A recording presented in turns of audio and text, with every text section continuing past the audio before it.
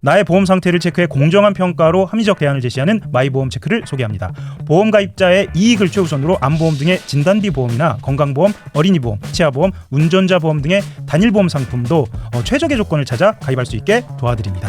최고의 보험 전문가들이 가입된 보험 전체를 정확히 분석해 맞춤형으로 리모델링 해드립니다. 5세대 실손보험 판매 시작됐습니다. 내 보험료가 얼마나 줄어드는지, 보장은 무엇이 달라지는지 마이보험체크에서 실손 점검도 꼭 해보시길 바랍니다. 마이보험체크에 연락해 무료 상담 받으시고요. 합리적 보험 설계로 나와 가족을 위한 가장 특별한 선물을 해보시기 바랍니다.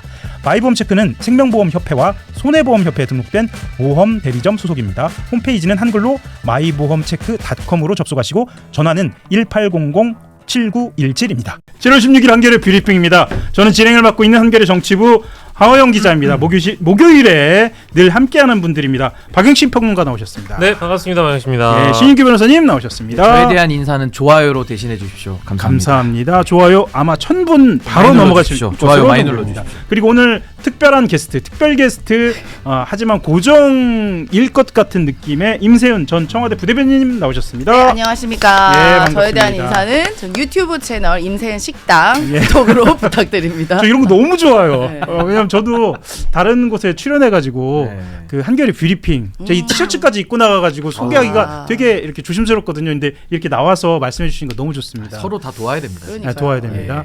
바로 들어가겠습니다. 뭐 지금 커뮤니티 유튜브 채널 지난번하고는 좀 상황이 다른 게 전통 매체라고도 이제 하죠. 제로 시작한 언론이라 부르는 신문, 방송까지 다 이 이야기로 뜨거운데요. 유시민 작가가 어제 매불쇼에 출연했습니다. 뭐 여러 가지 이야기를 한꺼번에 쏟아냈습니다. 이재명 대통령의 검찰 개혁, 그리고 오늘부터죠. 전당대회 당대표 출마 후보 등록을 앞두고 있는 상황에서 대통령의 정국 운영에 대한 이야기, 특히 그 안에서 명픽이라는 이야기도 등장했고요. 뭐 이 대목에 대해서 다들 주목하고 계시는 것 같은데 필연적 실패의 길로 가고 있다라는 이 정국 운영에 대한 언급도 있었습니다. 더해서 뭐 재건축론도 이야기가 나왔고요. 저는 개인적으로는 뷰리핑에서 거듭 언급했던 구조적 다수에 대한 이야기가 가장 인상적이었는데 차분하게 한번 가보겠습니다.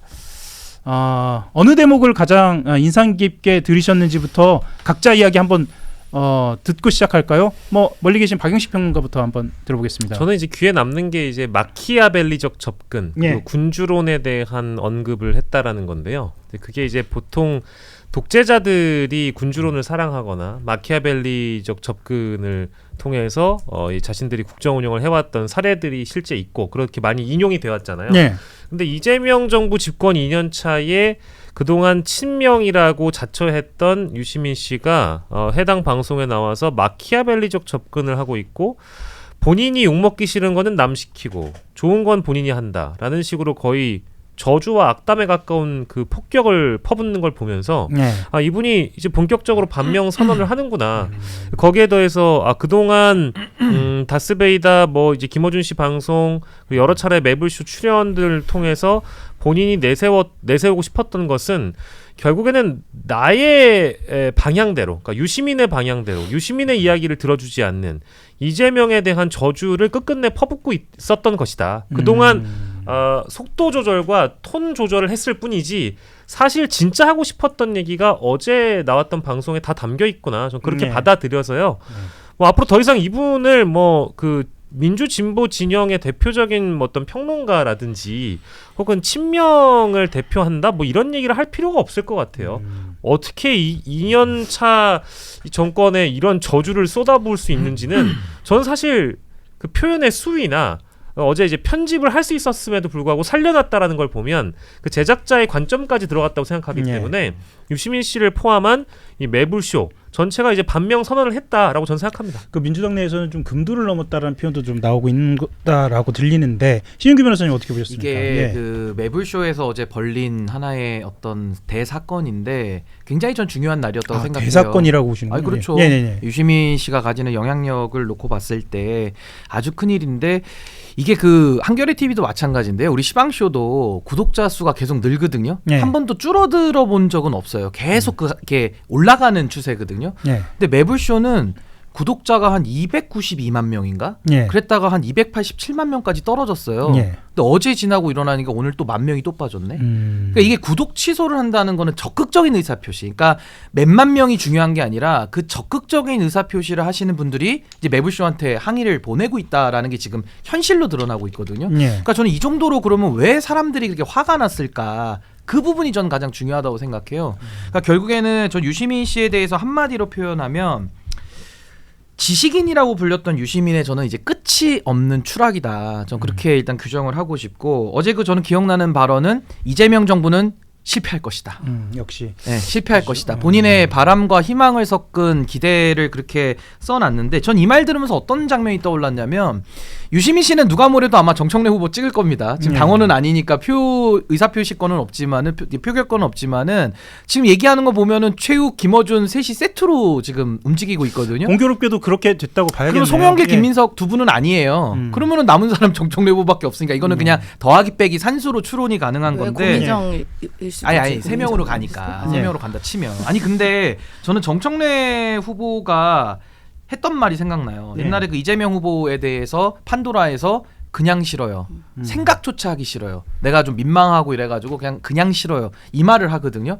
저는 그리고 또 정청래 후보가 그때 이후로 생각이 많이 바뀐 줄 알았는데 최근에도 정권은 짧고 국민은 영원하다라는 말을 여당 대표 신분으로 하잖아요. 예. 이건 간땡이가 배 밖에 나온 발언이거든요. 그러니까 간이라고 표현 안 한 이유가 예. 제가 이거는 더 부각을 시켜야 되니까 간이 예. 많이 부었다. 그래서 예. 간땡이가 배 밖에 나왔다 이런 표현을 하는데 저는 정청래 후보의 인식과 유시민 씨의 인식과 김어준 씨의 인식과 최욱 씨의 인식이 어제로서 이제 다 거의 정리가 되는 거 아니냐. 전 그 생각을 했고 하나만 제가 예를 들게요.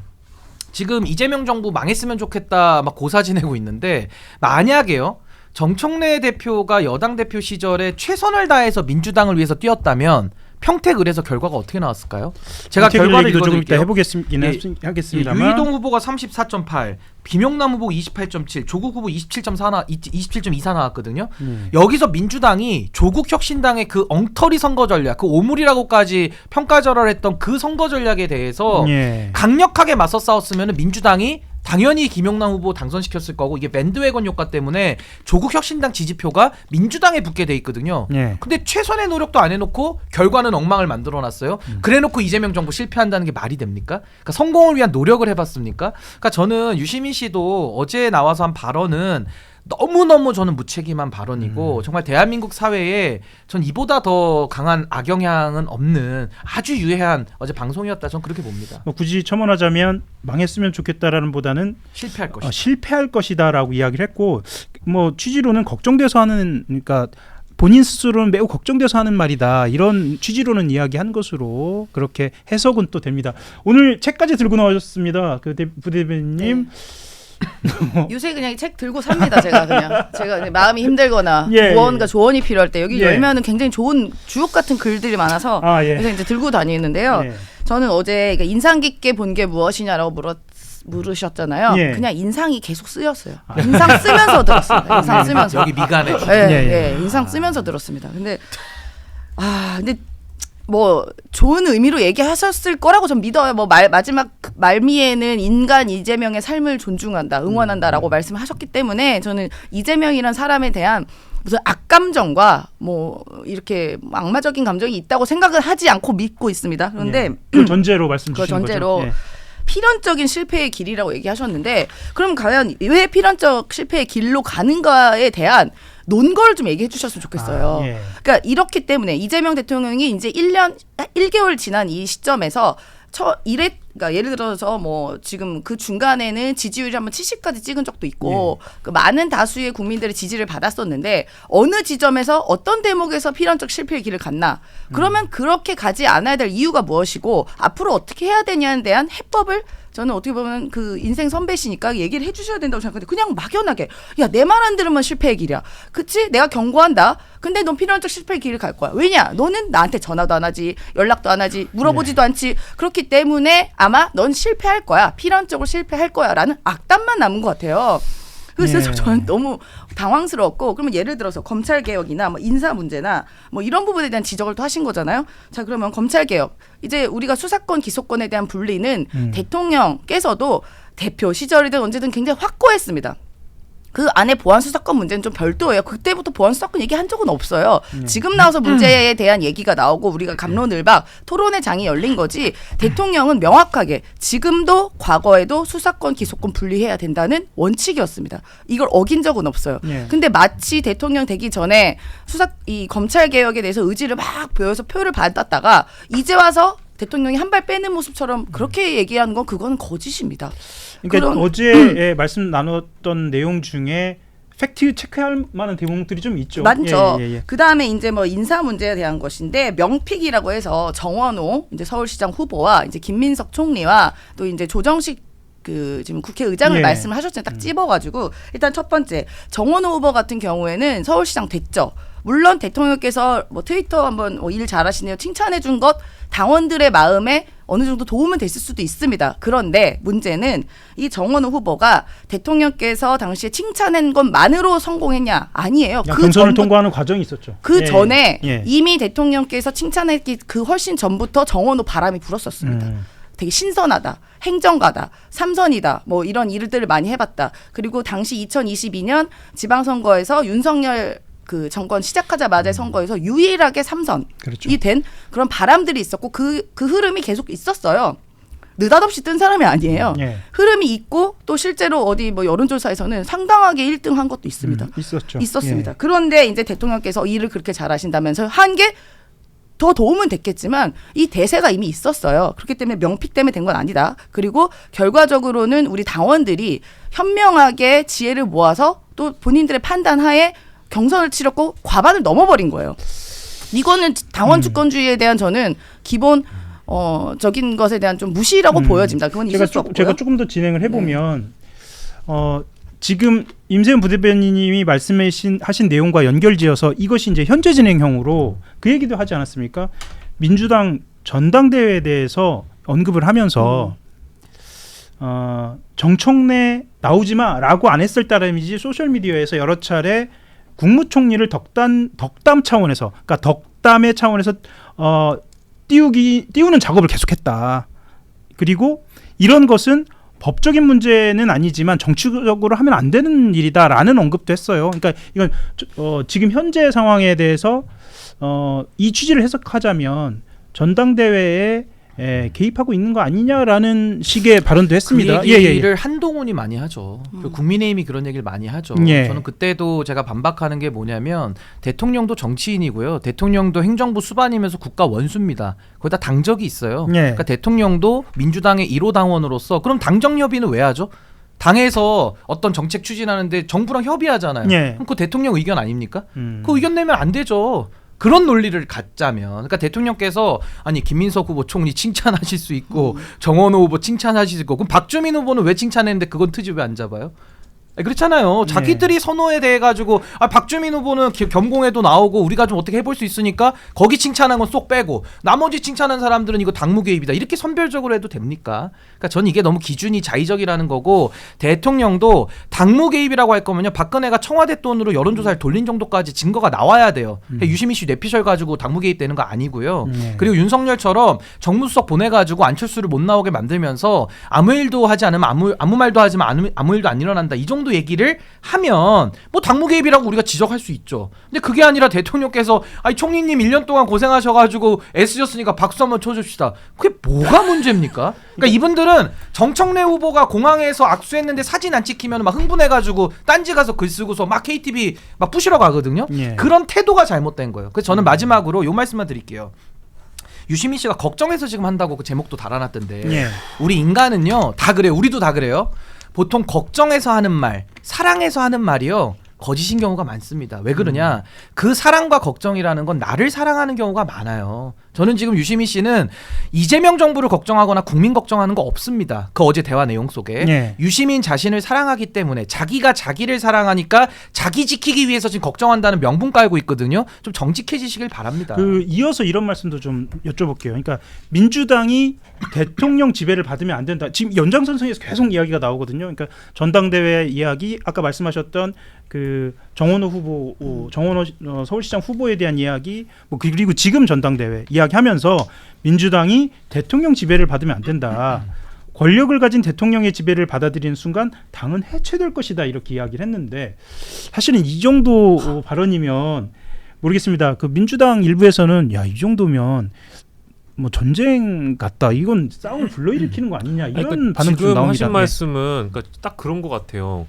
대통령이 정당 사무에 개입하거나 전당대회에 개입하는 게 정치적으로 굉장히 위험하고 그렇게 하면 안 된다라는 걸 계속 지적하잖아요. 네. 근데 유시민 전 장관은 아무런 책임을 사회적 책임이나 정치적 책임을 지지 않는 자연인의 신분으로 영향력 있는 방송에 나와서 유시민발 정계 개편을 지금 떠들고 있는 거 아닙니까 혹시?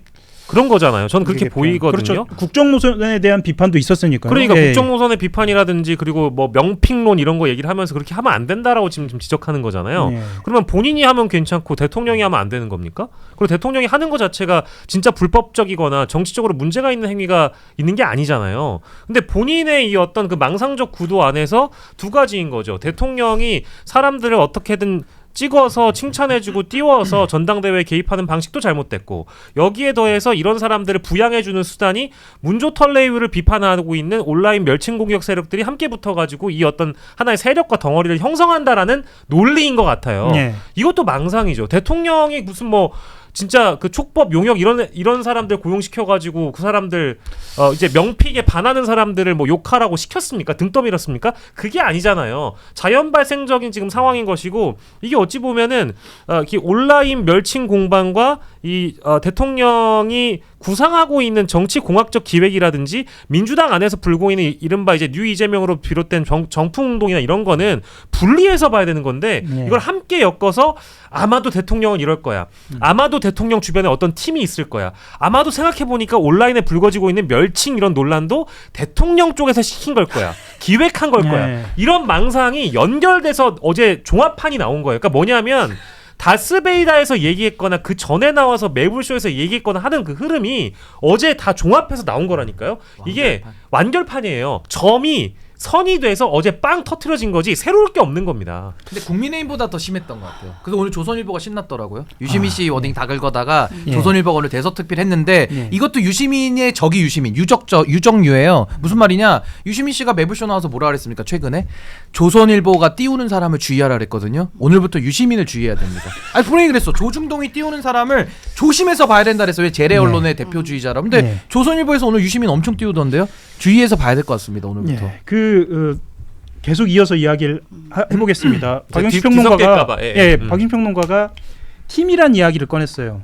그 키워드를 가지고 이야기를 좀 해보자면 저는 인상적이었던 대목이 구주적 다수인데 이 인위적 정계 개편 이것은 실패할 것이라고 이야기하면서 자 이렇게 얘기합니다. 대통령이 어떤 의미로 구주적 다수를 말했는지 모르겠지만 대통령이 말하지 않은 재건축 재개발 구상이 있고 이 구상을 뒷받침하는 팀이 있다고 본다.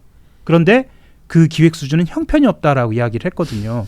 저는 구주적 다수에 대해서 이야기하면서 이 자리에서 그 노선으로 치면 중도통합 그리고 세대로 치면 2030을 향한 구조적인 상황을 만들어가는 것에 대해서 이야기를 계속 거듭해왔는데 사실 이 기획 수준이 형편없다라는 평가가 대통령을 향한 거 아닌가라는 생각도 좀 들고 청와대 근무 경험도 있으시잖아요. 그러니까 일단은 하나 조금 달라진 것은 더 나아진 것은 좀 솔직해지신 건 맞아요. 아 솔직해져. 그냥 그 전에는 사실 대통령 이재명 대통령을 직접적인 공격은 하지 않았어요. 연막을 많이 쳤죠. 다 이렇게 둘러 애둘러서 약간 비판을 했다면 지금은 어제 1시간 동안은 그냥 다이렉트로 이재명 대통령을 비판한 겁니다. 다이렉트로. 그러니까 구조적 다수에 대한 얘기를 그 말씀을 대통령께서 하신 거예요. 대통령은 어느 정도의 철학을 갖고 있고 통합, 실용 뭐 이런 부분을 굉장히 중요시 생각했고 그런 부분이 지지를 받아서 한때는 국정운영 지지도가 70까지 갔던 것이거든요. 대통령은 이러한 생각의 변화가 없고 앞으로도 뭐 더 좋은 방식으로 통합하고 실용하고 연대하고 하는 방식을 할 텐데요. 이걸 저격하신 거잖아요. 그러면서 이제 뒤에 팀이 있다. 그럼 팀이라고 하면 누굽니까? 청와대예요. 그럼 누구에 생각나는 사람이 누구세요? 뭐 강훈식 비서실장 있을 것이고 그 옆에 정무수석 있을 것이고 뭐 정책실장님이나 뭐 이렇게 그분들 말고 팀이 어디 있겠습니까? 그러면은 결국 그 팀의 팀장은 누구냐? 대통령이시잖아요.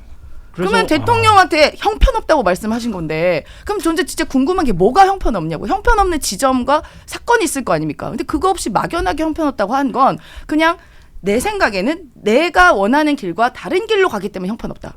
그거는 너가 잘못하고 있는 거다가 그냥 한마디 요약이에요. 저는 어제 다 듣고 나서는 더 깊게 생각할 것도 없이 내가 원하는 방향대로 대통령이 가고 있지 않고 그러면 넌 실패할 것이다. 이거건데요. 그래서 예. 보면은 우리 예. 작가님의 주옥 책, 같은 메시지. 주옥 같은 메시지. 초판입니다. 초판. 예, 초판 네. 276페이지에 가 보면은 네. 이런 말이 있습니다. 세상을 대하는 타인과 세상을 대하는 감정 또는 정신적 태도는 상대적이다. 어느 것은 옳고 어느 것은 틀렸다고 말할 수 없다. 따라서 나와 다른 감정을 품고 다른 태도로 세상을 사는 사람들에 대해서 너그럽게 대하는 것이 합리적이다. 태도의 차이를 옳고 그름 또는 선악의 잣대로 판단하거나 단죄해서는 안 될 것이다. 선악의 잣대로 모든 일을 판단하게 되면 자칫 삶을 이념에 종속시키는 비극을 초래할 수 있다. 그래서 예컨대 좌익 소합병, 극우 맹동주의, 좌익 전체주의, 우익 국가주의 모두 동일한 원인에서 파생한 이념의 병이다. 이 병의 원인은 불관용이다. 276페이지입니다. 예. 일종의 포용에 대한 이야기를 하고 있는 것 같기도 하고. 그런 좋은 얘기를 누가 쓴 거예요? 우리 유시민 작가님. 아, 유시민 초판. 아, 작가님. 자, 그러면서 지금 말씀하신 이 관용이라든가 포용에 대한 이야기하면서 사실은 그 재건축 구상은 필패다. 전 좋습니다. 근거를 들긴 들었습니다. 예, 들긴 들었습니다. 어떤 근거를 들었냐면 인사와 관련된 예를 들었어요. 이병태 전 대통령 직속 규제합리화위원회 부위원장 그리고 적십사자 회장됐죠. 인유한 전 의원 등을 예로 들면서 지금 이 실패를 이야기하는 것이 글쎄요. 이것에 대해서는 성급한 일반화 아니냐라는 지적도 있고요. 아니 근데 이병태의 실패는 뼈 아픈 건 맞죠. 맞죠. 그럼 거기에 예. 대해서는 본인이 이재명 정부의 성공을 걱정한다면 그 성공할 수 있는 길에 좀 그래서 제가 도움을 조금 줘야 되는 거 죄송합니다. 아닌가요? 추가해서 말씀드리면 왜 이분들을 거듭해서 예로 들고 있는 걸까요? 그러니까 언론이 볼 때는 이게 사실 국정 운영의 핵심적인 자리도 아니잖아요. 그렇죠. 아니 그러니까 예. 이제 소위 말해서 이재명 정부 별로 비판할 거리가 없기도 하고 네. 이제 트집 잡으면 이제 이병태 뭐 이런 것들 나오는 건데 전 충분히 비판할 수 있다고 생각해요. 비판은 가능하다. 근데 예. 비판이 가능하더라도 그 비판을 가지고 필연적으로 실패한다라는 저주를 쏟아부으면서 비판하면 그게 비판입니까? 그걸 악담이라고 하죠. 그러니까 이게 유시민 씨가 좀 착각하고 계시는 게 지금 국민들의 수준이 너무 높아졌는데 네. 그걸 갖다가 그 소위 말해서 좀 말주변이 되고 말빨이 좀 된다고 국민들 속여서 본인의 이익을 취할 수 있다라고 저는 약간 착각을 하고 계신 것 같아요. 그러니까 쉽게 말해서 대통령께서 확장의 인사, 포용의 인사, 실용의 인사를 쓰는 부분에 대해서는 이병태의 실패 사례가 있다고 하더라도 예. 국민들의 절대 다수가 지금 응원하는 부분입니다. 그래서 이재명 정부 지금 지지율이 높게 나오는 거거든요. 더 중도로 나아가라. 그걸 원하는 거죠. 예. 통합의 정치를 원하는 거죠. 근데 유시민 씨는 과거에 우리 DJ 정부가 성공한 정부거든요. 정권 재창출했으니까 그 성공한 정부에 대해서는 DJ 대통령 하야하라 그랬어요. 그러니까 이분은 성공 방정식을 필패 방정식으로 바꾸는 재주가 있어요. 그러면서 노무현 대통령도 노무현 대통령의 방향과 이상은 맞았는데 실질적으로는 이명박 정부한테 정권 내줬거든요. 그때 왜 내줬냐? 정청래 의원이 반 FTA 시위하고 내부에서 정권을 흔들어대니까 그래서 노무현 정권이 올바른 일을 하면서도 내부에서 무너뜨리면서 실패를 했거든요. 예. 그때 중심에 있었던 사람이 정청래 의원이고 그리고 문재인 정부 때도 윤석열이라고 하는 본인들이 키워낸 윤석열에게 정권을 내줬다라고 한다면 실패한 정권인데 그 정권의 방향성대로 하지 않는다고 지금 이재명 정부를 흔들고 있거든요. 저는 유시민 씨가 그동안에 성공해본 그 정권을 재창출해본 경험이 없기 때문에 유시민 씨 말 반대로 하면 성공한다. 전 그렇게 봐요. 그래서 지금도 이재명 대통령에 대한 이 비판이 정당한 비판이 아니라 좀 억지 비판, 억가가 너무 많다. 제가 이게 각주를 달할 말들이 너무 많고 비판의 지점들이 너무 많아서 맞죠. 그런데 가급적 현재적 의미에서 전당대회와 관련된 그 민주당 현재와 관련된 주제로 돌아가 보려고 합니다. 그래서 저는 이 질문을 또 추가해서 하나 드리고 싶은데 자 이재명 대통령은 매우 잘못된 판단을 하고 있고 본인에게도 나라에도 해가 되는 방식으로 행동하고 있다라고 이야기하면서 이 지점에 대해서 패널들이 그러면 개인적으로 좀 만나서 의견을 드리면 어떠냐라고 이야기를 합니다. 근데 이게 뭐 청와대 경험도 있으시지만 비공식적으로 그런 조언을 듣기도 합니다. 그럼요. 뭐 실제로 유시민 작가가 본인이 문재인 정부 시절에 그런 조언을 줬다라고 얘기를 하고 특히 조국 당시 전 장관에 김어준 관련돼서 씨도 같이. 예, 김어준 공장장도 같이 했고요. 그런데 이것에 대해서 그렇게 하지 않겠다라고 이야기하면서 지금 현재 상황을 사실로 받아들이고, 그러니까 현재 상황을 사실로 받아들이고, 그건 이제 본인이 그러니까 실패 가능성에 대한 현실을 이야기하는 듯합니다. 이것을 사실로 받아들이고 대처해야만 국민이 뭔가 할 수 있다라고 이야기하면서 결국은 국민이 나서서 뭔가를 바로잡지 않으면 길이 없다. 국민이 나서야 한다라고 이야기를 합니다. 근데 이것이 국민이 나서야 한다라는 것에 대해서 구체적으로 어떻게 나서라는 이야기는 하지 않습니다. 이거에 대해서는 좀 어떻게 보셨는지 좀 정확하게 궁금합니다. 그거는 예. 국민이 나서라가 아니라 딴지야 나서라죠. 그러니까 국민 중에 예. 일부에게 지금 지령을 내리고 있는 거고 그걸 자꾸 국민 팔지 마세요. 그러니까 지금 뭐 정권은 짧고 국민은 영원하다. 거기서도 정청래 후보가 국민 팔았는데 유시민 씨도 국민 팔지 마시고, 그리고 그때도 뭐 코어 지지층 갖고도 말장난 한번 했거든요. 김어준 씨가 코어 지지층도 김어준 코어와 유시민 코어, 딴지 코어가 흔들린 거지 이재명 정부 지지율은 코어들이 흔들린 건 없거든요. 그러니까 지금도 뭐 국민들이 들고 일어나야 된다? 아니 국민들 그럼 누가 들고 일어나야 됩니까? 그걸 좀 명확하게 저는 좀 지칭해서 얘기해줬으면 좋겠다. 그 그래서 생각이 뭐 듭니다. 언론에서는 계속 해석은 하고 있는데 이것이 이제 전대를 겨냥한 이야기 아니냐라는 이야기도 하고 있습니다. 어떻게 보셨어요? 그 부분도 있고요. 기본적으로 이제 그 소위 말하면 약간 통합과 연대, 그다음에 이제 소위 말하면 처음에 민주당 지지자가 아니었는데 이재명 대통령이 이제 잘하시는 걸 보고 민주당 지지 혹은 대통령 지지로 돌아선 그 집단에 대해서 굉장히 악의적인 감정이 있다라는 생각이 들었어요. 왜 그러냐면, 왜 그걸 느꼈냐면, 배타적인 언어다라는 거죠. 그렇죠. 왜 그랬냐면, 제가 왜 그 말 느꼈냐면, 이거는 이제 옆에 계셨던 홍사훈 씨가 했던 말이거든요. 근데 거기서 잠깐 말리긴 했는데 뭐라고 얘기했냐면, 뭐 집토끼 산토끼 이야기하다가 그러니까 집토끼 같은 경우는 전통적인 민주당 계속 지지했던 분들이겠죠. 뭐 저 같은 사람들. 근데 또 산토끼라고 하면은 뭐 신인규나 뭐 이렇게 박영식이나 민주당은 그동안 지지하지 않았지만 대통령 잘하시는 거 응원하는 분들이지 않겠습니까? 근데 저는 기본 생각이 이런 산토끼도 데려와서 집에다 기르면 집토끼 되는 거거든요. 근데 우리 보고 늑대래요. 근데 늑대라고 하니까 그러니까 늑대가 와가지고 집토끼를 다 잡아먹는. 억울해 죽겠어. 나 풀만 먹는 토끼인데. 아니, 억울해 그러니까. 죽겠네 진짜. 아니, 늑대래. 그러니까 그래서 늑대가 두 분이- 와서 잡아먹는다고 두 분이 하니까. 표정이 완전 갈립니다. 우리 영식이코님 너무 풀만 심각해. 먹어요. 쑥만 너무 먹는 심각해. 분이에요. 쑥만. 아니, 풀만 먹는데 무슨 물론 늑대래. 근데 예. 이 발언에 늑대가 어딨어. 이 발언에 대해서 뭐 옆에서 제지를 하긴 했는데 기본적으로 그 생각을 갖고 있는 게 튀어나온 거예요. 근데 그렇게 되면 되겠습니까? 왜 제가 이 말씀 드리냐면 아까 이제 이재명 정부도 49.4로 시작했다가 70 가까이 가신 분들을 보면은 한 20% 가까이가 집토끼가 아니었던 분들이 지지하는 거 아니겠습니까? 한겨레에서 실제로 여론조사 그렇게 분석은 해냈고요. 그렇죠. 그래서 뉴 이재명이라고 하는 거고요. 그러니까 이분들 보고 우리가 늑대라고 내보낼 수 없잖아요. 그러면 마찬가지로 문재인 정부 시절에도 문재인 대통령께서도 탄핵 이후에 있었던 그 대선에서 40%대로 이겼어요. 근데 당시에 유시민과 홍준표를 합치면 그 숫자가 더 큽니다. 그렇죠. 그런데 40%대로 이겼고 나중에 다시 문재인 정부 시절에 이제 여러 이벤트도 많고 또 대통령 지지를 많아서 70, 80까지 올라갔어요. 지지도가. 그러면은 약 당시 이제 높게 봐도 한 80까지 갔다 치고 물론 북한 이벤트도 있긴 했지만 2배 가까운 분들이 전통적 지지자가 아니었던 분들이에요. 그분들이 뉴 문재인이 생긴 거죠 당시에. 당시 근데 그렇게 규정만 못했을 그렇지. 뿐이죠. 그러면은 그때 비판했냐는 거예요. 그럼 이 사람들 늑대로 봤냐는 거예요. 아니잖아요. 당시에 유시민 선생님은 어용지신이긴이 되겠다라고 해서 문재인 정부에 대한 아예 무조건적인 응원을 보내기로 마음을 먹으셨어요 당시에. 돌이켜보면 어용지신이 되시겠다고. 제가 질문지에 들어있지는 않습니다만 당시에 청와대에 계실 때는 그렇죠. 그 방금 말씀하신 그 지지층이 이탈을 하고 있는 상황에서 들어가셨던 그렇죠, 거죠. 맞아요. 그런 안타까움이 있었을 네. 것 같네요. 맞아요. 저는 총선 이후에 이제 예. 들어갔는데 사실 당시에 제가 그래서 이해가 안 되는 부분이 문재인 대통령께는 정부에는 어용지식이 되시겠다고 했던 유시민 선생님이 이제 막 1년 지난 그리고 이제 지지도가 높아서 많은 분들 포용을 하고 하는 이재명 정부에 대해서는 필연적으로 성공하지 못할 것이다.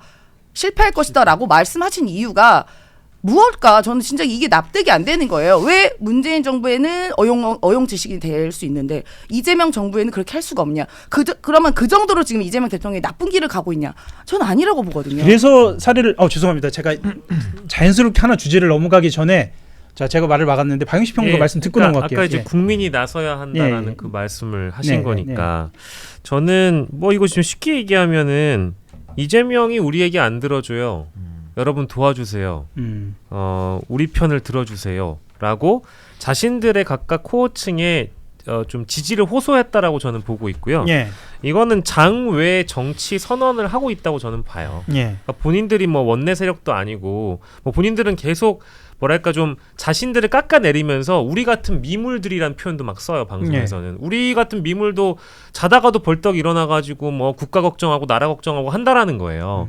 그러니까 이 방송의 성격은 반명인데 반명인지 모르는 지지층들을 데려다가 우리는 대통령 걱정해주면서 쓴소리하는 거야, 나라 걱정하는 거야. 그러니까 지금 우리 얘기 안 들어주는 대통령을 좀 우리가 흔들어야 될 것 같으니까 대통령 귀를 열어야 될 것 같으니까 모여주세요라는 그 선언이거든요. 그러니까 그것은 이제 국민이라는 이름을 앞세워서 말하고 있다라는 그러니까 이거는 말씀이시죠? 사실상의 예. 정치 행위죠. 예. 이걸 정치가 아니라고 이게 비평입니까? 이건 정치예요. 예. 정치를 하고 있는 건데 더 나쁜 거 가치 중립성이 있는 무대를 허락해준 매불쇼는 정말 나쁩니다. 나빠요. 왜냐하면 압도적 재미를 표방하고 있잖아요. 거기에는 압도적 정치가 들어가 있어요. 예. 압도적 이념과 압도적 선동이 들어가 있습니다. 근데 거기에서 유시민 작가, 즉 직함은 작가예요. 예. 작가는 뭐죠? 가치 중립성이 부여돼 있어요. 전 장관이라고 사람들이 잘 안 부릅니다. 책을 들고 나왔어요. 책을 들고 나와서 나는 책을 소개하러 나왔다라는 외피를 싸고 있죠. 나는 작가라는 어떤 이 껍데기를 싸고 있는데 이 옷을 뜯어보면 그냥 정치인인 거예요. 근데 정치인으로서 정치를 하면서 어떠한 책임도 지지 않는데 반명인지 모르는 지지층을 갖다가 선동하고 장외로 이끌고 있죠. 이러다 보니까 어떤 움직임이 지금 커뮤니티에서 불고 있냐? 촛불 집회 하겠대요. 아이고야. 그런 이야기까지 지금 그러니까 지금 예. 거기까지 나오고 예, 있다니까. 나오고 있죠. 현실이 현실. 그게 근데 거기에 이제 불을 붙여준 사람이 누가 있고 어제 이제 기름을 부어준 자리가 된 거니까 저는 이거는 반명의 선동 그리고 장외 정치 선언이라고 보기 때문에 저는 이제 커뮤니티 얘기하셨는데 저도 이제 커뮤니티를 보거든요. 예전에 커뮤니티는 잘 안 봤습니다. 왜냐하면 이게 약간 극단적이고 현실화되지 않을 편향될 수도 있으니까. 그런데 요즘은 커뮤니티를 보면 현실화되고 있는 움직임들이 있습니다. 아까 말씀하셨던 그 촛불 집회도 정말 될까라는 생각 들고 네. 지금 행동으로 이미 보여지고 있는 이제 검찰 개혁과 관련된 이슈로 넘어갈 건데요. 여기에서 행동들이 나오고 있습니다. 아니, 그러니까 어제 심심찮게 예. 이제 우리가 다시 거리로 나가야 될지도 모르겠습니다. 이런 얘기가 나온다니까요. 예. 나의 보험 상태를 체크해 공정한 평가로 합리적 대안을 제시하는 마이보험 체크를 소개합니다. 보험 가입자의 이익을 최우선으로 암보험 등의 진단비 보험이나 건강보험, 어린이보험, 치아보험, 운전자 보험 등의 단일보험 상품도 최적의 조건을 찾아 가입할 수 있게 도와드립니다. 최고의 보험 전문가들이 가입된 보험 전체를 정확히 분석해 맞춤형으로 리모델링 해드립니다. 5세대 실손보험 판매 시작됐습니다. 내 보험료가 얼마나 줄어드는지, 보장은 무엇이 달라지는지 마이보험 체크에서 실손 점검도 꼭 해보시길 바랍니다. 마이보험 체크에 연락해 무료 상담 받으시고요. 합리적 보험 설계로 나와 가족을 위한 가장 특별한 선물을 해보시기 바랍니다.